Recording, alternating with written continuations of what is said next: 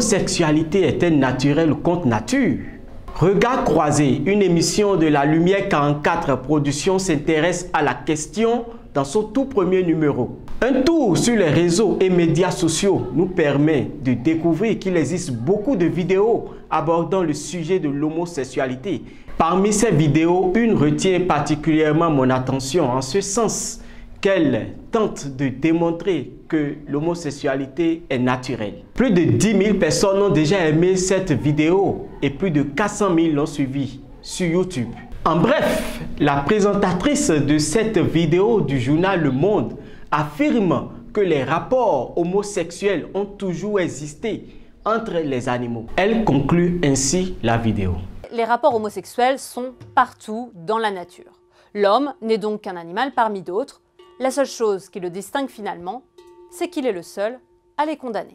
Dans beaucoup de pays, avoir des rapports homosexuels, ce n'est pas une très bonne idée. Pourquoi? Eh bien parce qu'ils seraient contre nature. Ce qui veut dire deux choses. Un, qu'on ne les trouverait que chez les humains. Et deux, qu'ils sont contre l'ordre naturel des choses, qui voudrait que tout rapport sexuel aurait pour seul objectif la reproduction. Sauf que dans un cas comme dans l'autre, c'est faux. Peut-on soutenir les arguments de cette vidéo? Peut-on dire que les arguments évoqués autorisent véritablement l'homme à ne pas condamner l'homosexualité? Pour la présentatrice, dire que l'homosexualité est contre nature signifie deux choses. Tout d'abord, qu'on ne la trouverait que chez les humains.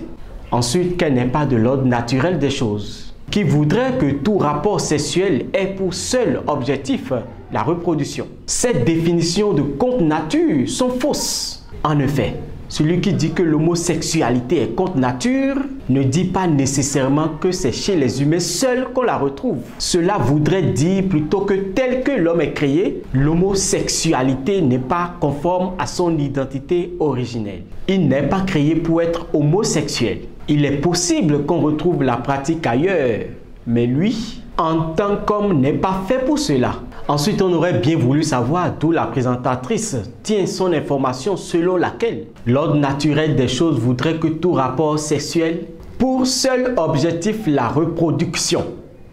La reproduction n'est pas le seul objectif, mais l'un des objectifs du rapport sexuel. La preuve, il existe bien des couples qui acceptent de vivre ensemble malgré l'impossibilité de l'un ou l'autre à procréer. En partant du fait que certains animaux entretiennent des relations homosexuelles, la vidéo insinue de même que l'humanité ne devrait pas s'étonner de voir des homosexuels dans la société, puisque l'homme aussi est un animal. Il faut attendre 1999 pour que tout change, et ça grâce à ce biologiste canadien.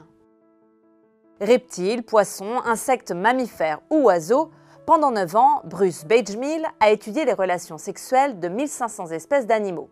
Et ce qu'il a constaté, c'est que près d'un tiers d'entre elles ont parfois des rapports homosexuels. Elle évoque les études du biologiste canadien Bruce Bagemihl. Sur 1500 espèces animales, il n'aurait vu que près d'un tiers, pas même un tiers, qui entretiennent des relations homosexuelles.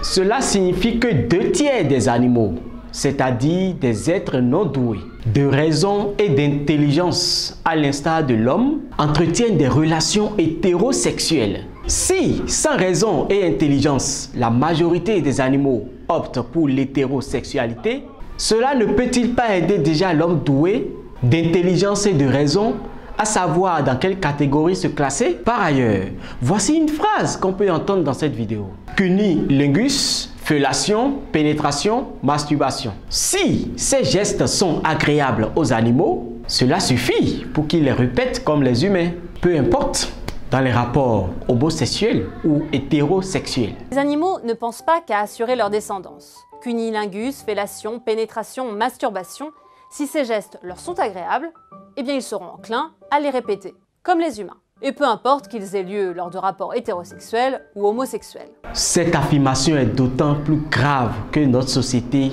n'apprécie pas la valeur des actes selon qu'ils sont agréables aux individus. Sinon, pourquoi doit-on alors condamner quelqu'un si c'est dans les relations amoureuses avec des enfants qu'il trouve son plaisir?